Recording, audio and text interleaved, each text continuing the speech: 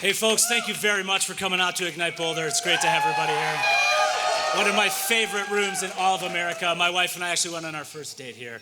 But my geeky passion is Star Wars, by far and away. So much so that I created a college class all about lessons from a galaxy far, far away. And before we get into those lessons, I want to talk about myth making, but first, I want to admire this beautiful creature with all of you. This child, the Savior, born unto all of us. I could do this for 5 minutes, but we've got a lot of material to cover. And we're talking about a book from 1949 called The Hero with a Thousand Faces by Joseph Campbell. It's all about the hero's journey. And to update it for a modern day, we're going to use a little bit of the heroine's journey as well. We're going to talk a lot about growth and new skills. And we all face challenges, and this is applicable to all of our lives. But George Lucas, the filmmaker, had to have his trials as well. His first film, THX 1138, made just enough money to film American Graffiti, which made a lot of money and helped him build the company that created Star Wars and a lot of other films, and launched the career, of course, of Ron Howard. But he had to do it through a mashup of many influences, from sci-fi to westerns to samurai, and he created the ultimate mashup script with Star Wars, and the hero's journey has now been applied to this story, even in the new movies. But he had to find mentors along the way. Mentors like Ralph McQuarrie, who is an amazing artist and created this immersive universe that we all live in and play in today. There's Bespin in the matte painting that he created that they filmed against. This was all new technology that they created at the time. But it was still a very human element, including people like Colin Cantwell, who's here in Boulder, and he was the model builder behind the Death Star, the X-Wing, the TIE Fighter. He's at a lot of trade shows. You should go check him out and get his autograph. He's a fun guy. We met him many years ago on a May the 4th celebration. Then there's Gloria Katz and her husband Willard Hike.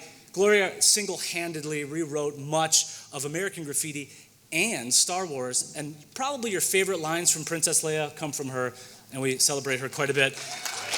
And she passed away just last year, and we celebrate her. But then there's many other people like John Dykstra, who created the Dykstra Flex camera. Frank Oz with his hand there up, Yoda. He created the human character that we all identify with. And then there's Ben Burt, the sound designer, who made this sound effect and many others. Other humans include Anthony Daniels, the only person to star in every Star Wars movie, and Kenny Baker, who is R2-D2, right? We owe a major debt of gratitude to both of these characters and their puppeteers that worked with them so closely on the sets. And those sets were blowing up back in the 70s, and they're blowing up box offices today. Industrial Light and Magic is behind probably most of your favorite films, mine being Hook. But then there's Indiana Jones, there's Back to the Future, and then, of course, a lot of the new stuff that you're seeing today. Susie Rice designed the typography and logo of arguably the most amazing logo of all time. It was like a rock band logo. It took the world by storm in the 70s, and she didn't quite profit quite like everybody else, and it's important to celebrate her and her work. Speaking of work that we celebrate to this day, the air, the oxygen of the Star Wars universe, John Williams, a composer. You can all hum a Star Wars song in your head, whether it's a good or a bad day, and college bands all around the country are playing the Vader's March every single weekend. It's a big part of our lives. And the last celebrant we have here today is Marcia Lucas, George Lucas's first wife. She single-handedly saved the edit, rewrote the trench run, and her editing team was the only Academy Award to be won during that 1977 season. And that 1977 season was insane. People didn't line up to go see movies before Star Wars. They didn't go see it more than once. This is the Cornet Theater where it debuted in San Francisco on May 25th, 1977, and we're living in that post-Star Wars world to this day.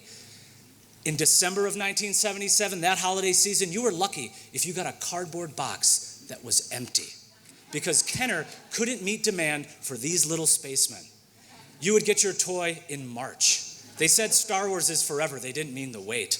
But that has brought us to the modern day. We have Chewbacca Mom, Death Star kitty litter, awkward Jar Jar Binks lollipops, Waffles, anyone? Shaped like the Millennium Falcon, and compromising C-3PO tape dispensers. Major head scratcher on that one.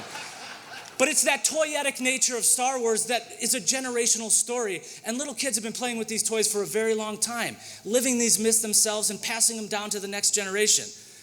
There's a little boy on stage right now who still plays with those toys with his next generation of fans, his young Padawans, who are learning these myths and going to tell the same stories to their kids someday. Just like you're telling these same stories to your children, these are our universal myths. These are the stories that we latch onto. And I know it's the holiday season and we got a lot on our mind and we're counting down to important days with our friends and family, but I'm counting down to next week in the Rise of Skywalker, because after 42 years of this story, I'm ready to learn some new ones and pass on the best ones to the next generation. Thank you very much, and may the Force be with you.